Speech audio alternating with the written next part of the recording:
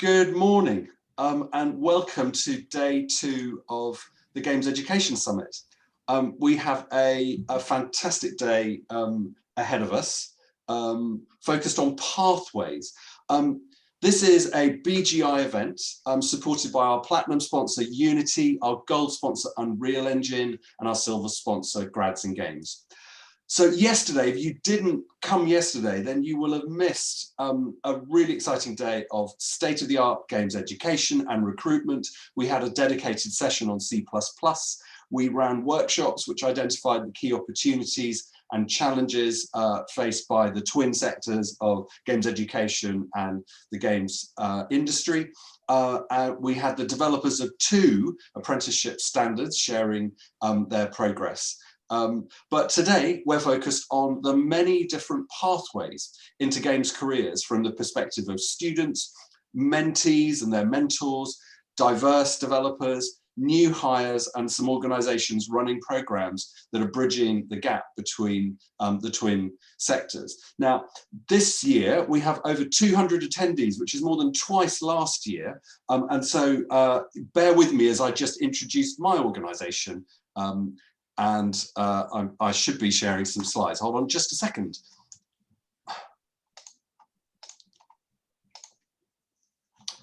So the BGI is an educational charity for games culture. We tackle the recognition of the cultural value of games through the National Video Game Museum. We run diversity and inclusivity programs such as Games Careers Week, alongside our partners Into Games and Grads and Games. We work on the sustainability of games companies and very much the focus of this summit, access to game skills for all. We run a free Future Learn course, which is helping young people start their careers in video games with a very video-rich course with young developers and senior producers, recruiters, and studio heads sharing perspectives on the different pathways into games. We've had 7,500 people enroll since 2019. We're also culminating, the summit is culminating Games Careers Week, in which over 80 organizations have been running over 30 different events, opening the doors of games companies, games universities, and schools to people from all backgrounds and all communities to hear about the potential of games careers. A couple of quick housekeeping things. If most of these sessions have a Q&A element, and so if you do have questions, please chuck them into the Zoom chat or the Q&A channel. And if you're tweeting, then please use the hashtag GamesEd. Now I'm going to pass straight over to our platinum sponsor, Aurora Dimopoulos, who is the Director of Real-Time Learning at Unity Technologies. Over to you. Great, fantastic. Thank you so much, Rick. Yes, my name's Aurora Dimopoulos, Director of Real-Time Learning at Unity, and that basically means I lead all of the teams responsible for learn.unity.com. I'm really thankful to be back at the GamesEd Summit, so thank you so much for having me again. And it's such an exciting conference, and there was so many exciting learnings from yesterday, and I'm really even more excited, lots of excitement for today. So as Rick said, today is about pathways, and I'm going to talk a little bit about my journey into the games industry and some issues and some key learnings that I had along the way that I have sort of put into practice as a hiring manager and educator as well. So when my team members have talked about, and myself included, have talked about how to get into the games industry, how to get jobs at schools and various events, there is a particular slide that they show that outlines the overwhelming amount of possibilities, and that slide is overwhelming. It's just absolutely filled and it's barely readable on screen. And that really shows the breadth of the opportunities that exist, not just in the core sort of jobs that we recognize and that are maybe more well known, but sort of across the board. So even with the leap of gaming into the mainstream, there is still a lack of knowledge about those core jobs and those jobs that are around it that support the industry. and the skills required to actually get in it. We've done a lot of work so far, but I think a lot of people mentioned yesterday that there's progress, but it's still quite slow. And so there's not only a broad array of ways to not only get into the industry, but to move and grow within it as well is another important thing to think about. I've really never heard the same story twice. And even within my own teams, we have some people that are self-taught, that have gone through games education, that have fallen into their jobs from completely unrelated industries, and have done very well. So yes, there is so many opportunities and options to look at. So we need to think about how to get our head around that to help as many people as possible. And then when I look at my own journey, at the time I had, and it's actually not that long ago, at the time when I was looking at the kind of careers that I wanted to do, I did want to get into games, but I had no idea how they were made. And I didn't really understand what was available to me at all. And then unfortunately, on top of that, on top of not really knowing the next steps, I was completely discouraged by my school for pursuing my career in video games. And that was entirely and very explicitly due to my gender. So being discouraged, and I was a horse rider at the time, and my family were business owners. So I kind of slapped those together and was like, equine business management, which is a career and a course that you can do. And so I thought, well, that's perfect. I can sort of, marry these two things that are already in my lives and forget about video games. And I was accepted into university and I took a gap year. And I was very unhappy. Like, I wasn't excited to go to university. I wasn't motivated. And my mum was the one that picked up on that and really questioned me about it. And in that respect, I was very lucky that she did, and fortunate, because not many have that kind of support and opportunity. So then she asked me, like, what do you really want to do? And I was like, I still want to make video games, or be in the industry, or do something to be involved. And she Googled it. She just Googled how to make games university. And so I ended up, applying. I think it was in clearing. And I went through a course and I studied, and yeah, I was very fortunate in that respect to kind of almost last minute have a complete pivot in my life. And so unfortunately, when I was at university, I was one of two female students in the 3-year groups that I was, at least in my second year. But again, it slowly progressed as I went through. I did several university courses and degrees. And as I progressed, it got better and better, and there were more and more diverse people in our courses, which was fantastic to see in like real life. While I was studying, I consider sheer luck, I really got it in my brain that I needed some more skills to be able to get a job as I graduated, before graduating. I got a job as a QA tester. I don't know how, but I did. I applied and sort of got it through having no experience. And that's where I really learned the different kinds of testing, how a studio is structured, how a game is made, the different career paths and growth paths that my colleagues took at the time. And this was invaluable knowledge to me, because I finally got a picture, an understanding of like, okay, so if I can gain these skills, I can start crafting my own path. And that was completely invaluable. So present day, as a hiring manager, I constantly think about these experiences and think about candidates and skills, and not only that, but also who we're teaching Unity skills to, and how we can really break those down into the core skills that they are, and how, looking at candidates, how can they take those core skills? What does their experience really boil down to? And how can we grow them in a specific way? And so on the flip side, I also wonder, with this abundance of knowledge and pathways, how we can get more diverse people into the industry. And what I kind of see is that, breaking it down into problems, and if you were at my keynote last year, I like to state those things and list them. So really, it's starts with a lack of knowledge of the industry makeup and available courses and programs, because there are many.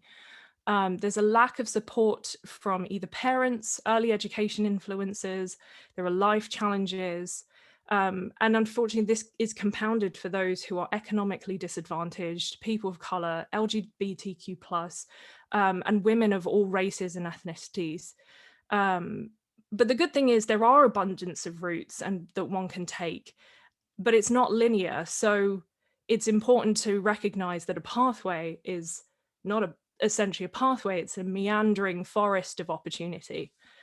So how do we make sense of all this chaos, and how do we get that focus that we need? Well, there's, as you know, COVID has shone a spotlight on all of these aspects, but it also has provided tons and tons of opportunities. Many new programs and awareness campaigns, just like the Games Career Week and the GamesEd Summit, which has been running for a while, that target different sectors of technology, including games, which is fantastic. And that aims to build or provide professional entryways and support a number of underrepresented people. And that's exactly what we need. It's just like the amount of paths that there are in the industry, there will never be one program to rule them all. And so we need as much variety in programs as there are varying needs of support and support mechanisms for underrepresented learners and candidates. So now, in terms of skills, learners and managers really need to be armed with that almost meta knowledge of how skills and competencies can be combined and adapted and evolved, teaching consciousness in creating pathways on not just a learner and a candidate level, but also a management level as well. So really this boils down to a lot of the things that we've been thinking about at Unity, because we really strongly believe that the world is a better place with more creators in it. And so we have been focusing on building learning material that is formed into pathways that guides people to careers within the real-time industries, providing those skills and competencies and breaking those down, providing some different job explorations and influences around that, and really providing a community and some live learning and support along the way.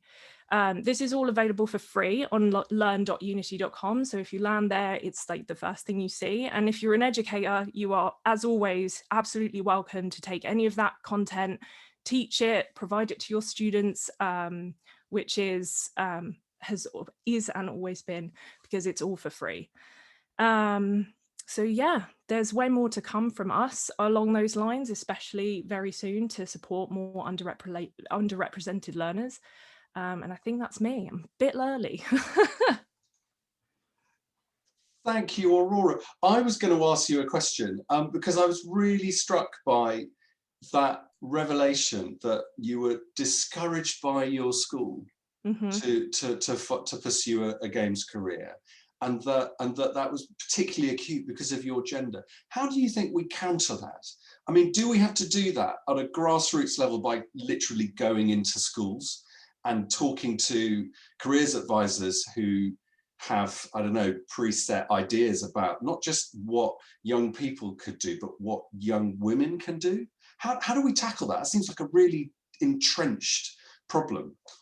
Yeah, I think it really boils down to providing that knowledge. It was a lot to do with, at the time, and this has improved a lot. I mean, at the time, it was very much like, you know, video games are not for girls. And a lot of women have heard that along their lives. I don't want to speak for anyone else, but and that's what it boiled down to. And it was a lack of understanding of the industry and a lack of understanding and representation of the type of people that actually work in the industry. So I think that would be the way forward, is just continuing that outreach and the representation and the knowledge building of what is possible within the industry.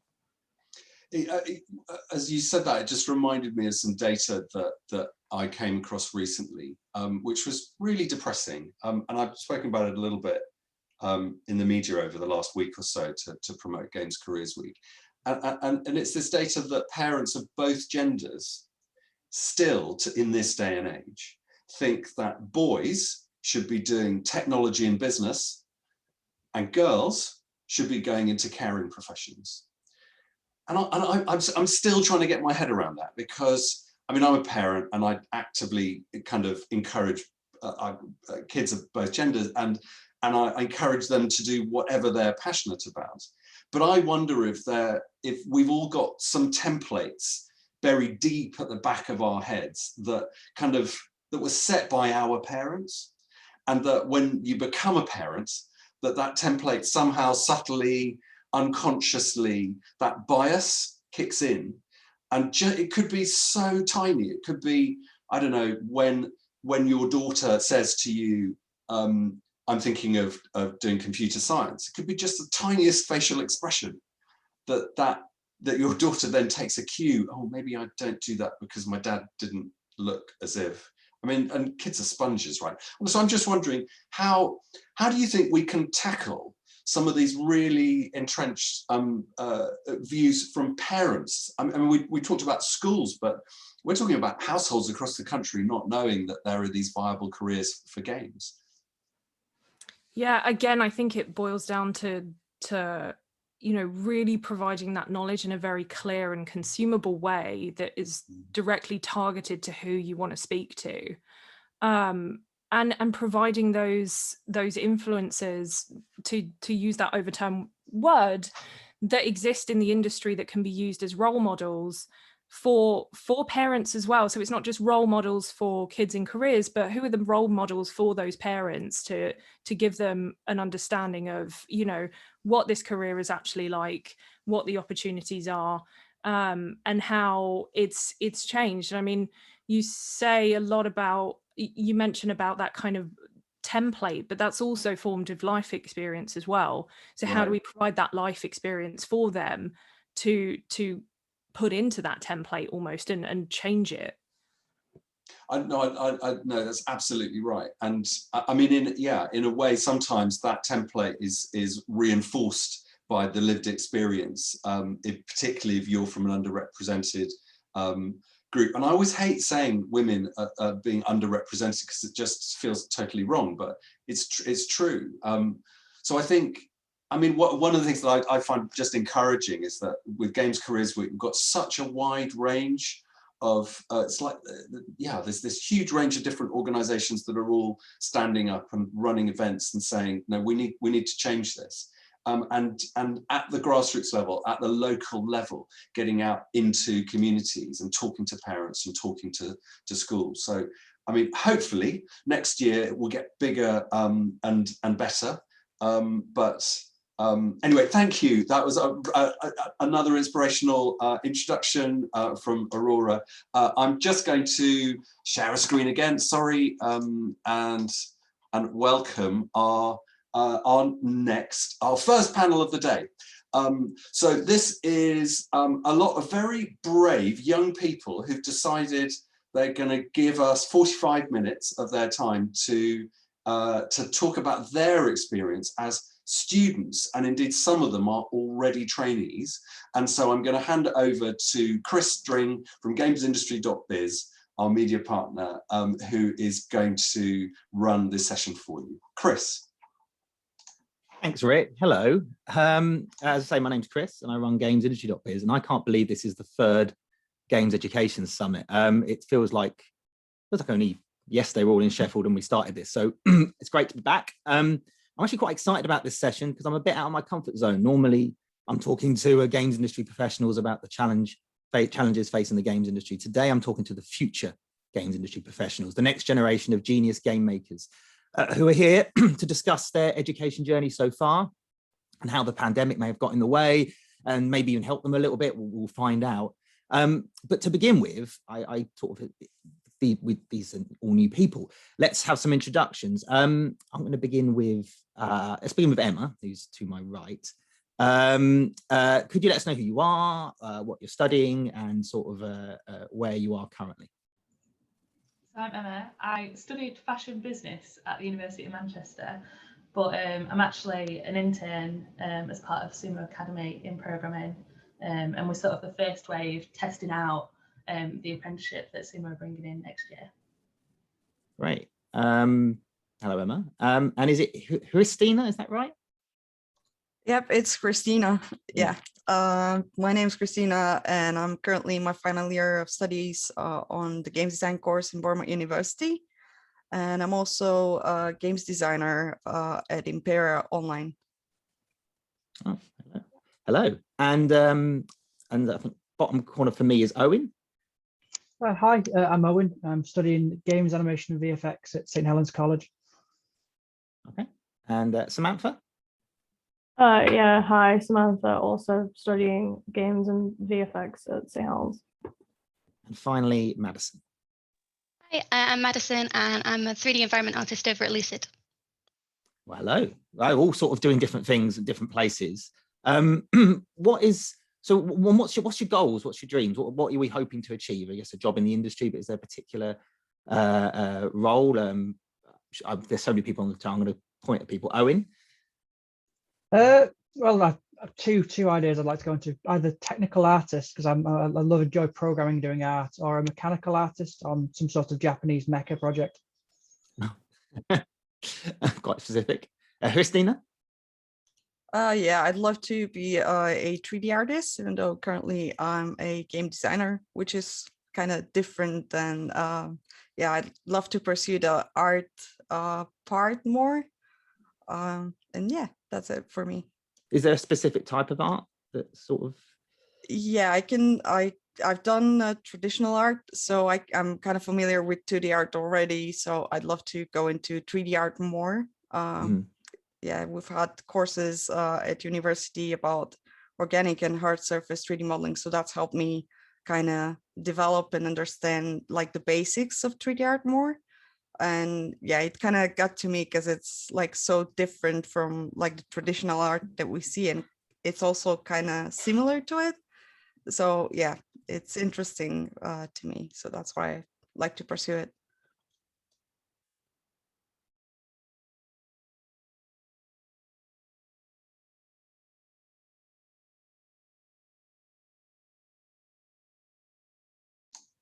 I think we might have lost Chris to a dodgy connection. Shall we carry? I'd love to carry on around the room. Samantha, let's carry on with that question. Yeah, so I kind of joined my course wanting to be a character artist, but I'm considering technical art now since I kind of got into programming. Excellent. And Madison? So I think for me, so I'm a 3D environment artist currently, but I think I quite like to look into some of the more technical side of things. So looking into some more materials and stuff like that. Cool. So with your moderator absent, I'm going to be winging it, as you can probably imagine. I'd love to talk about how you started thinking about a career in games and talk about the pathways that you've chosen. Madison, let's stick with you. Where did you start thinking about a potential career in games, and what were some of the things that might have put you off that you had to overcome? So for me, I originally, when I first went to college, I was doing geography and writing, all that kind of thing. And it was just kind of an automatic choice because those are the kind of things that I'd done okay in, in the year before. And then that year kind of concluded and I wasn't really happy with the course. It just wasn't really what I thought of myself doing further along the line. So I went back to the open day for the college just to see if there was what I could kind of swap onto, and there was the game design course. So I spoke to the tutors on that and managed to get put onto that. And then, yeah, from there, it was just kind of finding myself getting into the game outside of things. Because I'd always kind of done a lot of 2D art, but it was more just in my free time. So yeah, it was nice to be able to start doing that as what could possibly be a job later on. Excellent. Chris is back. Chris, I've just been asking, I'm afraid winged it and asked about what got people started. And we started with Madison, who was just telling us how she got through to changing a course and persuaded them to take her on her college for a games course. I might be treading all over your format. No. So back over to you. He's preempted my second question. I do apologise. If anyone wants to get a job at my technical company, that would be great. Just randomly said shutting down, which was what we wanted to see. So I guess, okay, so how you got into it, I guess that's the question that which is actually what I was going to ask next anyway. So if Madison's already answered that, then Emma, what's the how did you get into this? So mine's a bit different because I didn't study anything related to games or even maths, even at A level. The highest form of maths I've got is GCSE. And then I pursued fashion business at university, which again I was just told to follow what I was good at and what I enjoyed at the time, which was fashion, but I wanted a job at the end of it, so I thought I'll go into something where there's more jobs available. So that's how I went into the business side. And then in my final year, I did some sort of like freelance marketing work for a few companies, but one of them was an IT company who specialised in robotic process automation. And because I helped them out sort of freelance and, you know, didn't ask them for any money, they sort of repaid me with some training in what they did. I'm just RPA, and I went off and found it useful for my own, you know, admin tasks and things like that. So I sort of writing bots at home just in my free time, and I thought they'd be interested, so I showed them, and I think they were impressed that I'd gone off and done it on my own and sort of picked it up, and so they offered me a role as a junior software developer sort of alongside my studies. So I carried that on for pretty much all of third year, and then when I'd finished university, I was looking for a career and how to start a proper professional career rather than a part-time job, and this is when I saw the advert for Sumo. I mean, I've not really considered getting into games before, just because I didn't think I had the qualifications, or, you know, I've not followed the path that would let me get into games, even though I love playing games and it was a career I was interested in.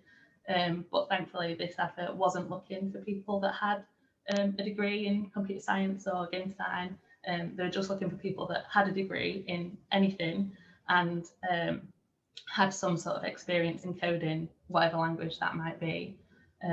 So I applied on a bit of a whim and then got through. Oh wow, that's a unique way into the business. Yeah. It's probably useful for the games industry to have that sort of different way in. And how have you found it at Sumo? It's been brilliant. It's eye-opening. Even though I was programming before and I'm programming now, the subject matter now is so much more interesting. Before I was just like processing Excel sheets and filling in online forms. It was not as exciting as games. And it's just applying the same skills. I mean, coding, once you know how to code in any language, it's a transferable skill. And I think, you know, games is as exciting as it can get in terms of programming for me. Oh, great. My brother works at Sumo. Well, he did work at Sumo. He was also a programmer. He loved it there. Samantha, what about you? How did you get into the this area? So I was always interested in games since I was a kid, sort of, but basically my high school just had this careers fair, and there was I saw like the stand for St. Helens, and in their prospectus they had a game art course, and I basically just thought I might as well join that and see what happens. Oh, okay, just give it a go. Owen, what about yourself? Actually, I'd lived in Ireland, in rural Ireland, for 5 years up until I was 18, and they had some old Dell PCs from like 2005. I put them back together and slapped a graphics card in, and my mate who's in college already said, try Blender. So I gave that a go, tried Unreal Engine, and I came back here when I was 18, found there was a place on the course in St. Helens and said, no, I'll give it a go, see if I'm any use. And I've been here the last 2 years. And I'll finish off history now. I was going to ask a follow-up question, but actually I'll ask everybody first. Christina, how about you? How did you get in? Well, as I said, I was studying like arts. I was in a language school, so I was doing arts on the side as like an additional like classes. I was taking classes. So I was like playing a lot of games at the time, and I thought of how I could combine both like arts and games together. So I decided to just apply for a games course. in the UK because I'm from Bulgaria originally. So I'm an international student, and yeah, I just applied. They took my application, and here I am. So did you proactively, and this could be it for anybody, did you is it all that you sort of proactively saw, I want to work in games, and that's what I want to do, and you chased it? Or were you sort of introduced or encouraged by anybody? Was there anything that inspired you particularly to get into it outside of I like, you know, I want to work in this? Yeah, in Bulgaria, it's not like we don't currently have any degrees, particularly for games. I think there are some master degrees for people who do like arts courses and programming courses. There are companies though who have these like academies that you can go to and learn programming and potentially get hired into games companies in Bulgaria, because there are like a few, but they're still doing pretty good job. So I didn't meet any of those people because I'm from a really small town, so I didn't have like access to it. But I was just, you know, basically following my dreams. I was like, I'm gonna make it big, like go out there, go into a foreign country and do this games course. It's amazing that it happened so fast. And yeah, I eventually got an internship at Imperial Online, which is a Bulgarian company for games, and eventually they hired me right after my internship. So currently I'm working for them while also doing my final year project. And yeah. Okay. So anyone else in the panel that was that may have been inspired or encouraged to get into games outside of their own love for the medium? Silence. Okay. I'll move on then. Well, I guess, okay, so I know that some of you sort of doing internships and stuff, but what elements of your sort of courses has been most beneficial to you? Is it the sort of technical lessons that you've learned, or has it been some of the broader skills that you might have picked up whilst studying? Who shall I ask for? Madison, shall we start there? So I think for me, it was like with our university course, it all happened in like the main like studio building, and it was this like massive warehouse, which was freezing, but it was nice in there. And they had all the computers lined up and all that kind of thing. And all your teaching, so pre-COVID, would happen in that kind of academy setting. And it was just really good because it was really collaborative. Like you'd have your kind of team working on your like game projects, and then there was all the other teams kind of right next to you. So if you kind of wanted to go and see what everyone else was up to, you could, or if you needed help with anything, you could kind of, you know, go and check that out. So I think those kind of soft skills are really encouraged, like the communication side of things, and, you know, asking for, you know, help on anything. I think that was the big thing. And then the tech as well. We had a lot of access to the different programs and all that kind of thing. And that was both for the university course and our college course. We had a lot of access to the like the relevant programs and things, and could just kind of spend a lot of time learning those. The soft skills is the thing that I often hear is you know, it's not a grade for that, but it's the thing that can get you the furthest, particularly early doors in the when you join the industry. Yeah. Emma, what about you? Is there anything? I mean, I know you completely different route in. What have you found most beneficial? I mean, obviously, off the bat, the technical skills like learning C++ from having no knowledge of it at all, and then we'll be using Unreal later on in the internship, which I think is really valuable. But also working in industry has helped a lot with learning how it works and how the cogs turn. So even things like source control that Sumo use, or privacy and, you know, NDAs and things like that, and how important they are.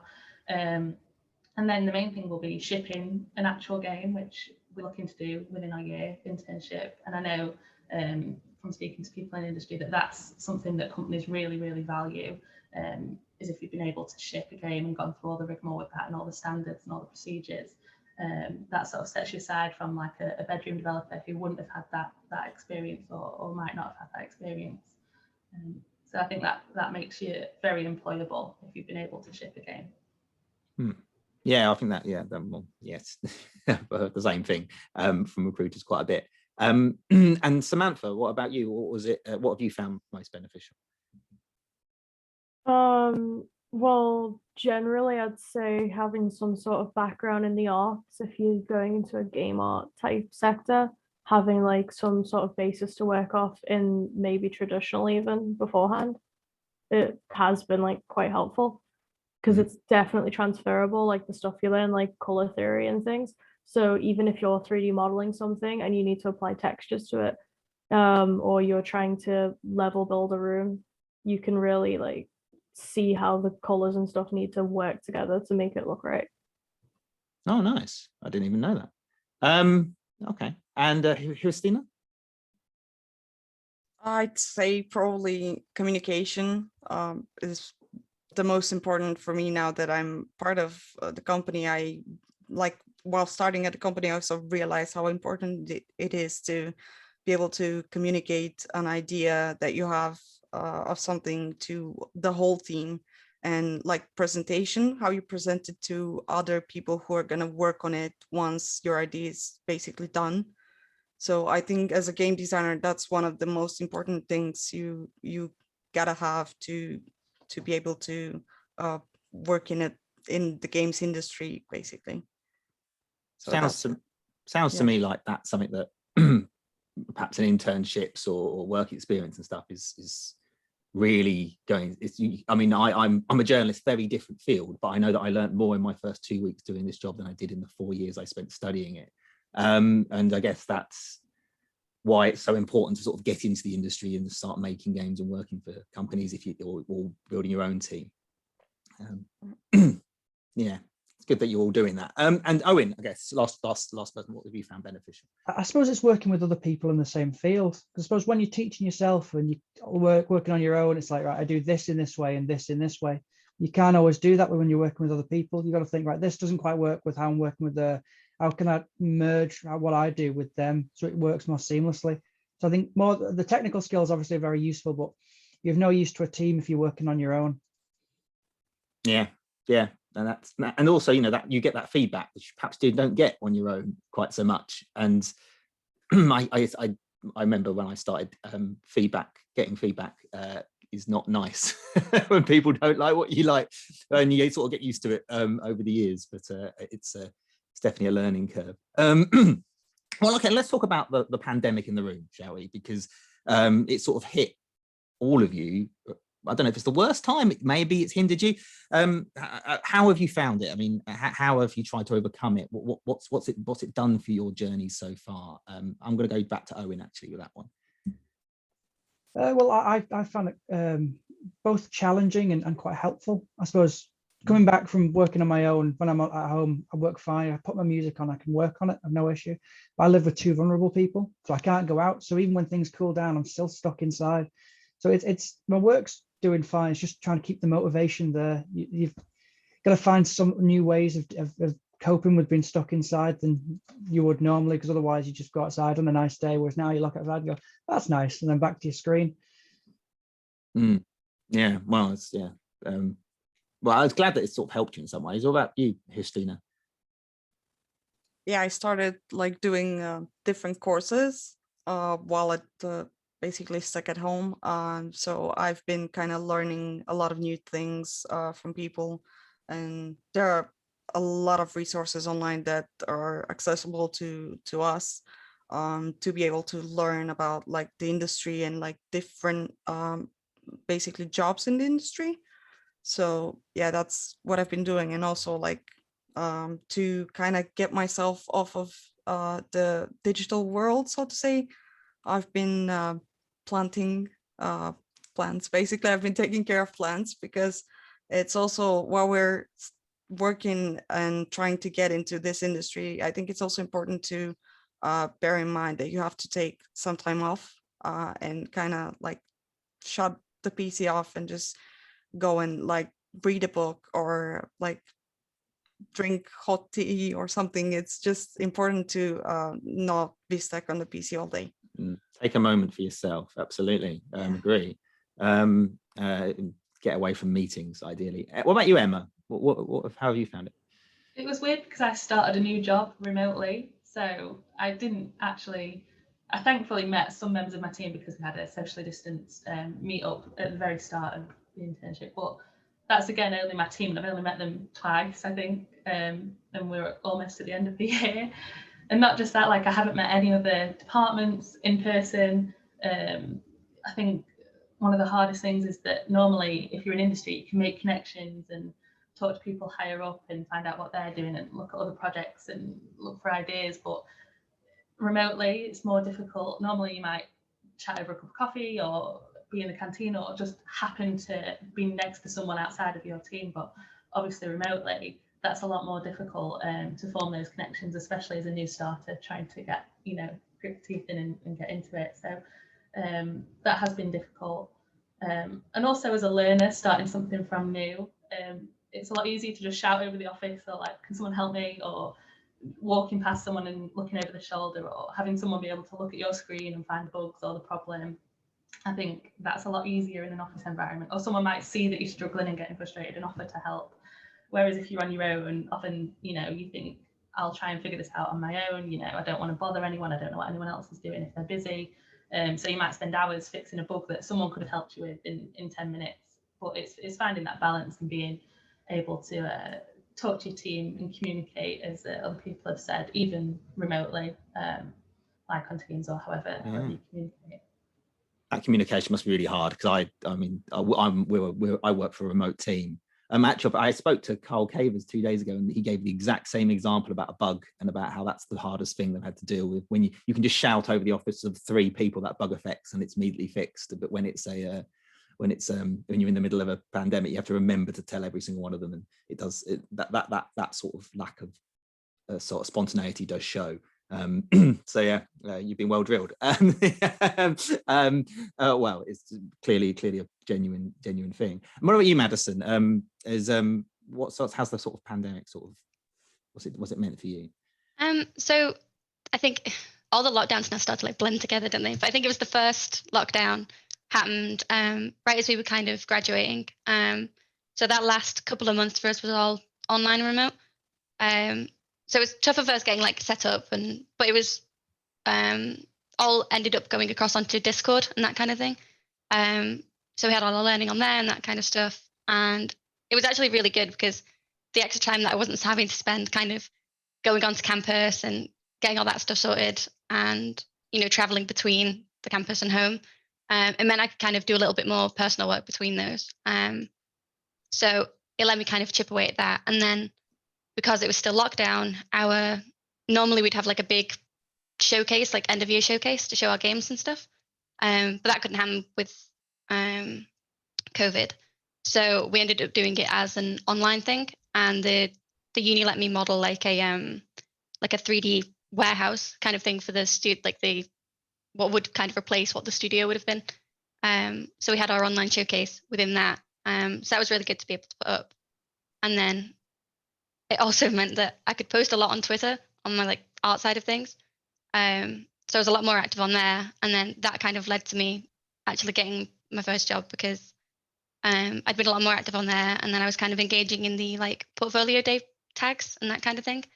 And it was on one of those posts that one of the guys over at Lucid commented saying that they were taking like open applications and, I could put one in.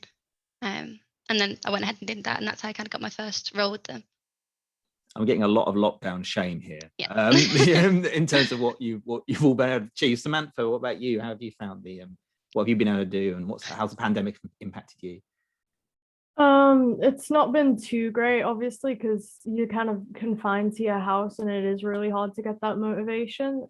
I've done pretty decent in terms of that, but then at the same time, like if you work all day every day for an extended period of time, there is that burnout. But like if you're at home, there doesn't feel like a whole lot else you can do once you've gone through everything else there is to do. Yeah, there's only so many games you can play. Yeah, so at that point, all you've got really left that you can do is just work on the stuff you have to work on. But that burnout does happen, and it's hard to get back into it after that. So I'd say that was probably one of the biggest things. But at the same time, like it does mean that everything's gone a lot better digitally since the first lockdown, so you can actually like share your stuff with your team members a lot better now. How have you been able to overcome that burnout, if you have? I mean, how have you been able to work through it? Generally it's just a matter of taking a day or two off, and then when you get back into it, it is really hard to force yourself to get back onto it because you really won't want to. But once you force yourself to do it, you're fine again to work. Okay. I think you've all been amazing, because I definitely would have just spent the entire year eating chocolate. So well done. Actually, we have a question. I'm gonna jump to a question from the audience. Coming from non-traditional backgrounds, how did you prepare prior to applying in terms of a portfolio? Were there any struggles you faced, and how did you overcome it? I guess Emma and Madison, you can sort of talk about that particularly, but anyone really. Because mine was programming, I didn't have a portfolio as such. I just made sure that in my application I was clear about the skills that I had, even if I didn't think they'd be applicable to games, about the programming and technical skills that I had. But not just that, like any times I'd project managed within my job or anything that I thought would be helpful in a professional setting, either for this role or future roles, I wrote down on my CV and made sure to shout about them. I also talked about the applicable bits of my degree, even though it was in fashion and wouldn't seem to be related. There was a lot of analysis within my degree, looking at trends and things like that. So I sort of twisted that and made it applicable to games, talking about how you can look at designs, trends and stuff in games as well, and how, you know, it's not just related to fashion. So I pushed any skills that I had that I thought might be useful in some way. My CV was probably too long, but I wanted to make sure I wrote about everything that I could do, whether they thought that was relevant or not.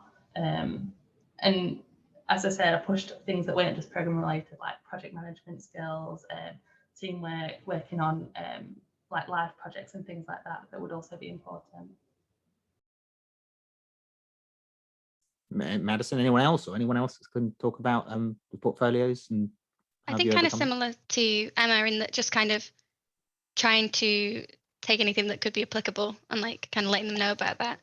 I think at the time I'd done like a little bit of 2D art and that kind of thing, so I brought that along.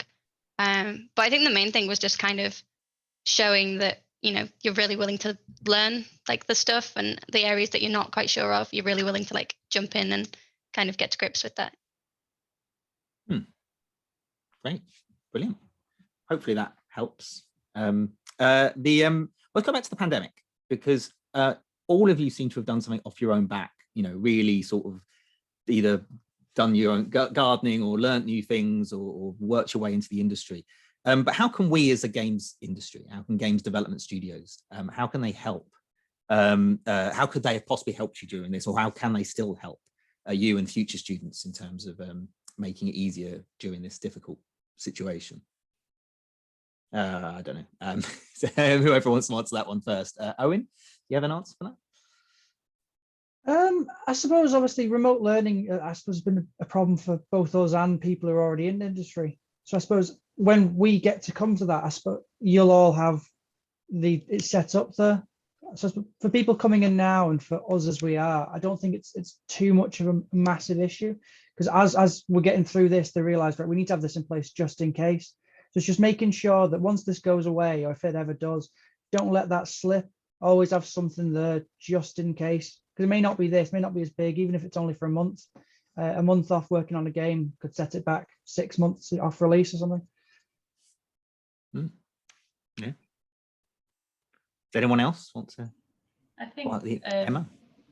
With Zoomer, they do quite a lot already. I think the main thing I'm missing is the social aspect, especially starting a new job. You think you're going to meet all these people and what have you, but that lack of social interaction is really what gets me down. So I think in our team, we have a daily meeting, which is you make sure your cameras are on, so you can actually see people and talk to people. And we don't just catch about work, we catch about, you know, life and what's going on and how people's pets are and things like that, the same as you would if you walked into an office. And we have a Teams chat that, again, isn't just work. We talk about, you know, music and what's on TV or other things that you would generally chat about while you're in the office. And we make sure we send, you know, lots of pictures of dogs and things like that, just to make sure that we're getting that social interaction. And I think Sumo really focuses on that.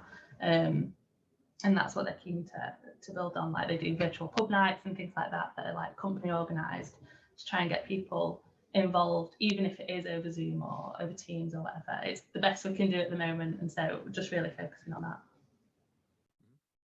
What about reaching, sort of speaking to students, engaging with students who are still studying education at the minute? Is there a way that is there stuff that's not happening because of the pandemic that might be a way, you know? I guess some of you might not have experienced this, but were you still getting in? Were the game developers still reaching out and getting in touch during the pandemic? And was that helpful to you? As I don't know who I'm aiming that at, but has anyone got that experience? Christina? Yeah, I think the university is doing a great job at like providing us with events that are currently happening with like potential employers, like reaching out to students, events such as like that one and many other events. So they kind of send us emails to notify us about them. And I think that's important for people who are looking to get into the industry. To kind of know that there are like such events, because for students who are in their like last year of like studies, you can get to that like burnout, as Samantha said. So it's like quite tiring to go look out for potential employers yourself, because we have so much like things to do and to kind of like prepare a portfolio. It depends on what you're doing really, but essentially you have like projects that you have to do, and also like some additional work to add into your portfolio so you can apply for a job at the end of the year.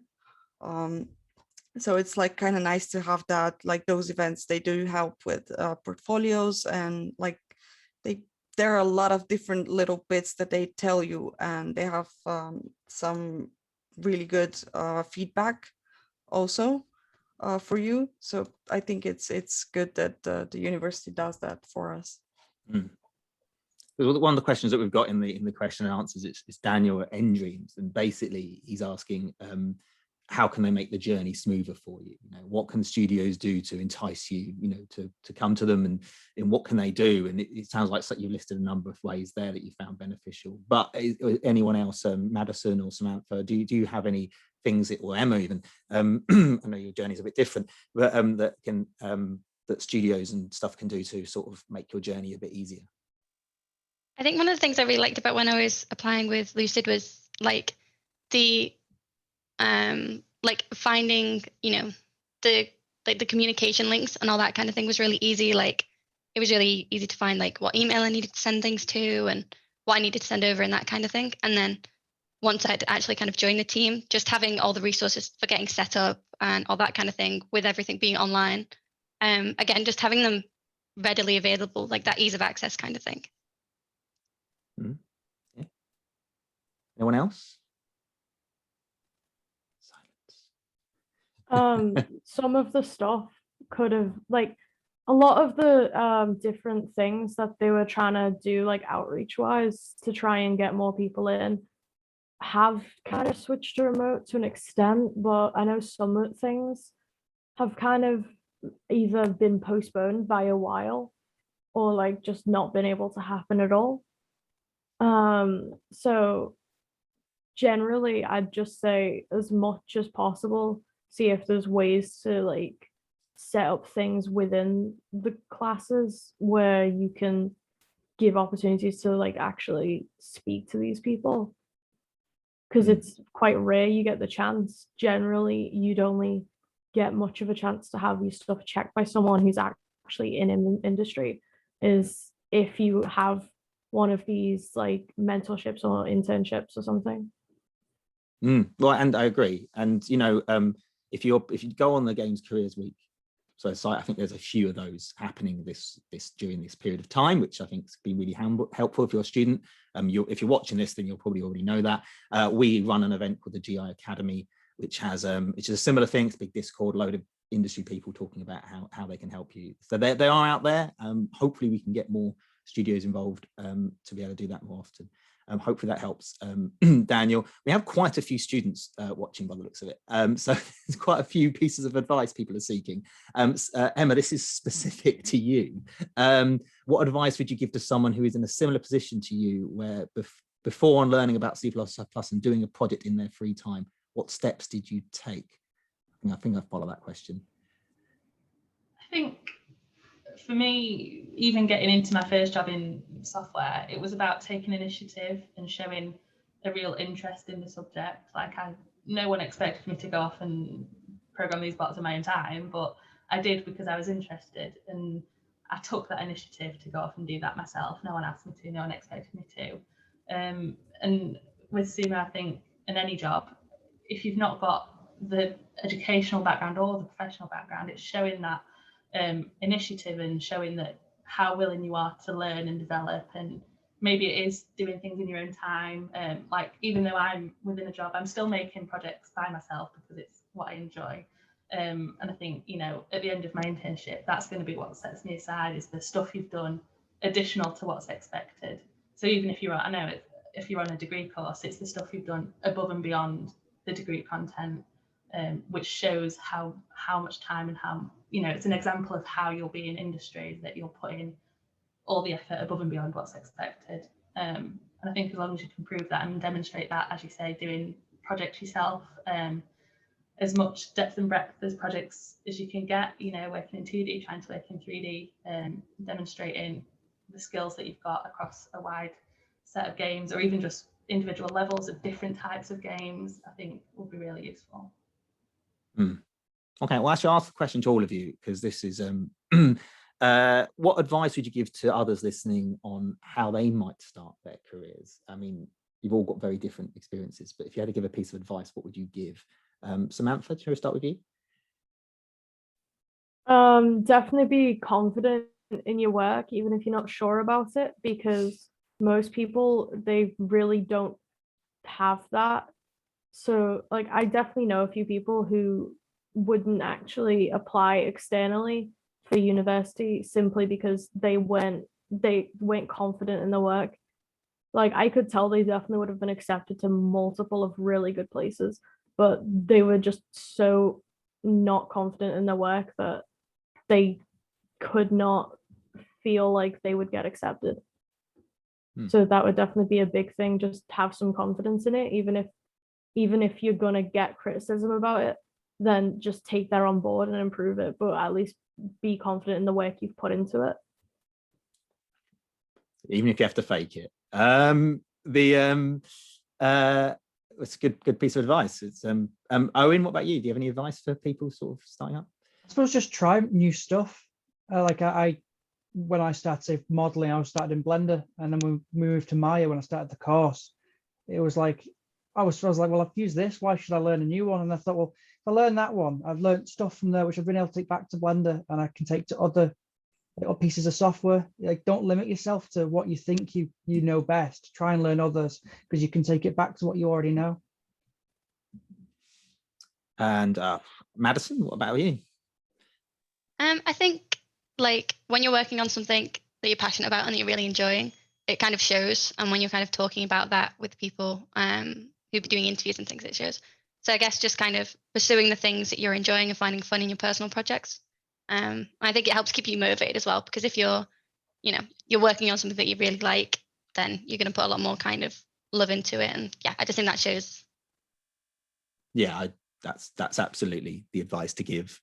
Whenever we do new things, we always say that you need to have somebody who wants to do it, because if it's just hey, this looks like the thing that would make sense, the love isn't there, and that's the thing that is often it's hard to quantify that, but you can tell when somebody really wants it. Emma, what about you? Do you have any advice? As I said, it's just proving how passionate you are, even if you don't have, the background behind you. It's in interview, I suppose, it's being able to push yourself as well as your work. It's about, they want someone that's passionate and driven and motivated, and isn't going to give up after a year or however long. You want to push your personality just as much as your work. I think because it comes as a whole. So as long as you can prove and portray that you are driven and you will go above and beyond and you are the person for the job, being confident. I think that's important as well. Our 5-minute warning. Christina, what about you? Do you have any advice?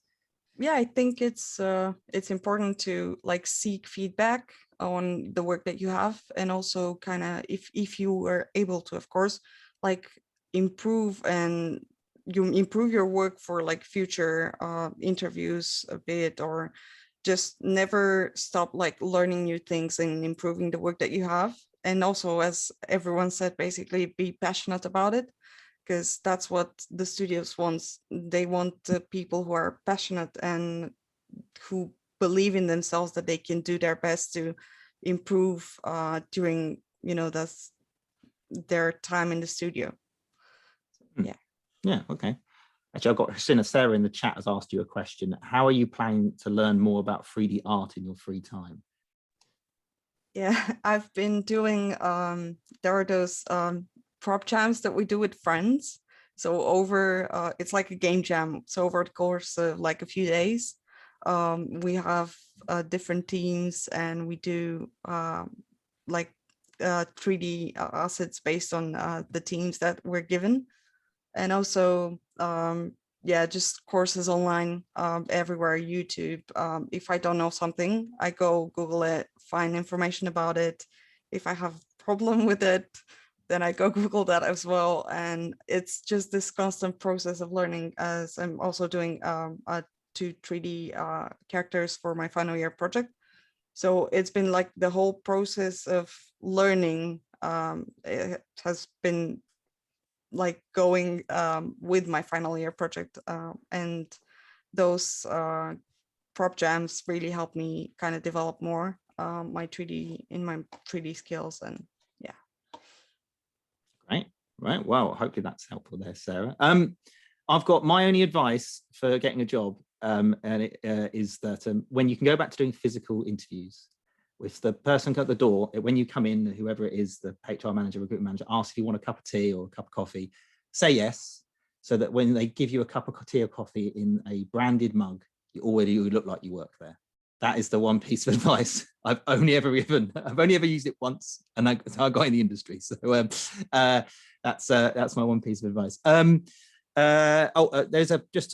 call this out because it's been called in the chat quite a lot, but N-Dreams is doing, so there is a Games Career Week event called Get Your Foot in the Door session, going over the importance of initial contact with studios, cover letter, CV advice, and and so that is at 1 p.m. So yeah, do take part. I'll ask one final question before I have to wrap up. I think I've got a couple of minutes.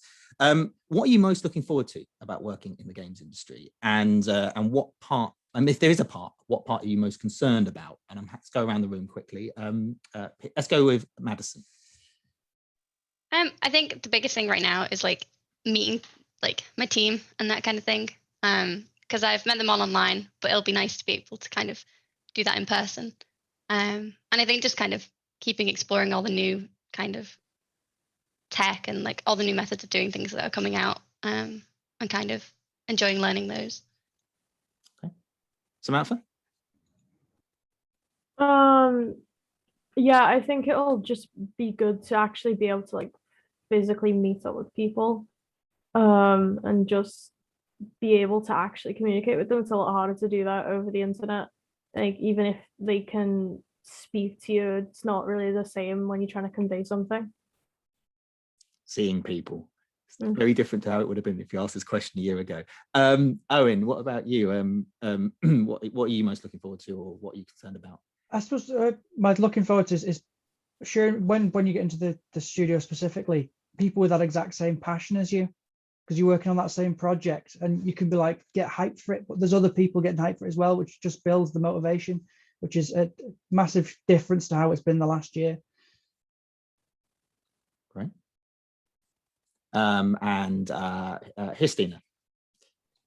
Yeah, just meeting like-minded people in person, and also like learning new things. That's what I'm most looking forward to. Oh, it's lovely. And finally, Emma, what are you most looking forward to or concerned about you now that you're in the industry, and where it goes from here?